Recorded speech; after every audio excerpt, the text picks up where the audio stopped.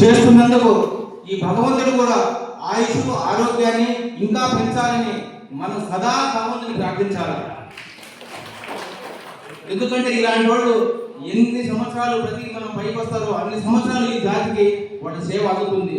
అలాంటి వాళ్ళు సుఖ సంతోషత ఉండాలని కూడా మనం అందరం ప్రార్థిస్తూ ఈరోజు మనము బలహీన బడుగు వర్గాల్లో పుట్టినందుకు ఒక విధంగా ఆనందంగా ఉంది. ఒక విధంగా మనం బలహీన వర్గాలుగా ఉంటూ ఒక పార్టీలకు ఒక కార్యకర్తలకు బానిసగా బతుకుతున్న బాధగా ఉంది. ఎందుకంటే ఈరోజు మనం చదువుకొని పైకి వస్తున్నాం. అదే మాదిరిగా మన తల్లిదండ్రులు కూడా చాలా కష్టాలు పడి ఇళ్లలో పనిచేసి శవవృత్తులు చేసి తిని తినక బిడ్డలు చదివించుకుంటూ ఉంటారు. అయితే మనం ఈరోజు కులవృత్తిగా మనకు దూరం అవుతుంది. నాయ బ్రాహ్మణ కులవృత్తిగా దూరం అవుతున్నది. ఎన్నో ప్రైవేటు వ్యక్తులు వివిధ కులాల వారు కూడా వచ్చి శవవృత్తులు పెట్టి పెద్ద పెద్ద ఏసీ రూములు పెట్టి మీ కడుపు కూడా కొడుతున్నారు ఈ రోజుల్లో.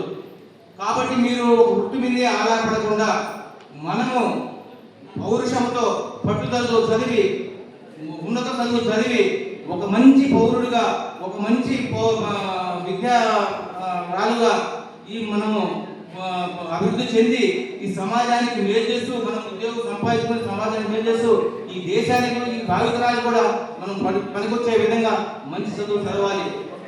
ఫర్ ఎగ్జాంపుల్ కొంతమంది ఫెయిల్ అయితే ఎందుకులే ఇంకా ఫెయిల్ అయిన సాధిస్తారు, సాధించకూడదు. ఎందుకంటే చాలి పురుగు పడతాది లేస్తుంది కానీ లాస్ట్ తన గమ్యస్థానం చేస్తుంది. అదేవిధంగా మనం మార్కులు విద్యార్థులు చదివేటప్పుడు తప్పైనప్పుడు కూడా మనం కష్టపడి ఎందుకు తప్పైనాం ఎట్లా చదివితే మనం పాస్ అవుతామని కూడా మంచి పద్ధతితో చదివి మనం ముందుకు వచ్చి ఒక మంచి పౌరులుగా ఎదగాలని కూడా నా యొక్క సూచన తెలియజేస్తున్నాను. ఎందుకంటే ఈరోజు మన అన్ని బీసీ కులాలు కూడా ఒక పార్టీ నాయకులకు బాధ్యతగా పనిచేస్తూ మనం వాళ్ళని గెలిపించి మనం మృగాల మీద తొక్కించుకుంటున్నాం. అయితే గెలిచిన తర్వాత ఏ రాజకీయ నాయకుడైనా కానీ అయ్యా బీసీ సమాజంలో మీ కులానికి ఏమి చేయాలి, నేను మీకు ఏమి ఇబ్బందులు ఉన్నాయి, మీకు ఏం చేస్తే మీరు బాగుపడతారని ఏ నాయకుడైనా అడిగారా? ఈరోజు ఏ పార్టీ అయినా ఉంది కానీ అలా అడగరు. కాబట్టి మనకు బానిస బతుకులు అవసరం లేదు. బానిస బతుకులు విముక్తి చెందాలంటే డాక్టర్ బిఆర్ అంబేద్కర్ ఏదైతే మనకు ఓటు విద్యను ఏదైతే రెండు విధాలంటే మంచి బలమైన ఆయుధాలు ఇచ్చారో ఒక ఓటులోనే మనం ఎవరైనా ఓడించవచ్చు, ఒక చదువులోనే ఎంత పైకైనా ఎదగవచ్చు.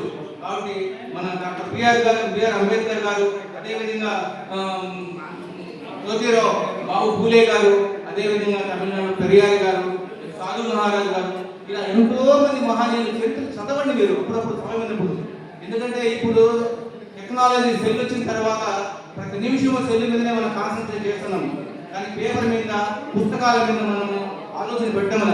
ఎప్పుడైతే పుస్తకాల మీద ఆలోచన పెడతారో మీ జీవితాల్లో ఆటోమేటిక్గా మార్పు వస్తుంది. కాబట్టి గురువులు చెప్పేది చక్కగా వినండి, విన్న తర్వాత చదవండి, చదివిన తర్వాత ప్రాక్టికల్ రాయండి, రాసిన తర్వాత మీకు అవగాహన వస్తుంది. కాబట్టి దాని ద్వారా మీరు రాబోయే భవిష్యత్తులో మీరు ఉన్నత స్థానాన్ని ఎదగాలని కూడా ఈ సందర్భంలో తెలియజేస్తుంటూ ఈరోజు నాయ బ్రాహ్మణ సంఘాన్ని తన భుజస్కంధాల మీద వేసుకొని అందరినీ ఏకం చేసి మీకంటూ నేను ఉండాను, మీ అండదండ ఉండాను, ఏ సమస్య వచ్చినా ఏ ఇబ్బంది వచ్చినా నేను ఎప్పుడు ఆహ్నేశ్వర కృషి నేను ఉండాను. అదే కాకుండా గురుస్వామి గారు బీసీ సంక్షేమ సంఘంలో మాకు రాష్ట్ర ఉపాధ్యక్షులుగా ఉన్నారు. వారి యొక్క సేవలు మన బీసీ సమాజం మీ కులానికి ఒకదానికి కాదు అన్ని సమాజాలు కూడా అందిస్తున్న వ్యక్తి మన గురుమూర్తి గారు. అలాంటి వాళ్ళు ఇస్తున్నటువంటి చిరు కానుకలు మీరు తీసుకొని ఇదే పెద్ద బహుమతిగా మనం భావించి వారి యొక్క స్ఫూర్తిని మనం వమ్ము చేయకుండా ఇంకా మనం బాగా చదివి ఈ సమాజంలో మంచి పేరు తెచ్చి మాకు ఒక వ్యక్తి ఒక మహోన్నత పురువృద్ధుడు గురుమూర్తి సార్ ఉన్నారు. మాకు వాటి ప్రతి విషయంలో ఎంకరేజ్ చేస్తున్నారు. ఆ విధంగా మీరు తయారై మీరు కూడా భవిష్యత్తులో చదువుకున్న మీ జనరేషన్ బ్యాక్ జనరేషన్ వచ్చే వాళ్ళు కూడా మీరు సంపాదించిన దాంట్లో 10 రూపాయలు దానాలు చేస్తూ ప్రోత్సహిస్తూ వాళ్ళు కూడా మనం సహాయ సహకారాలు అందించి వాళ్ళు కూడా పైకొచ్చే విధంగా మీరు తయారు కావాలని ఈ అవకాశం కల్పించినట్టు మన నాయ బ్రాహ్మణ సంఘం పుదుగుర్తులు మన గురుస్వామి గారికి హృదయపూర్వక నమస్కారాలు తెలియజేసుకుంటూ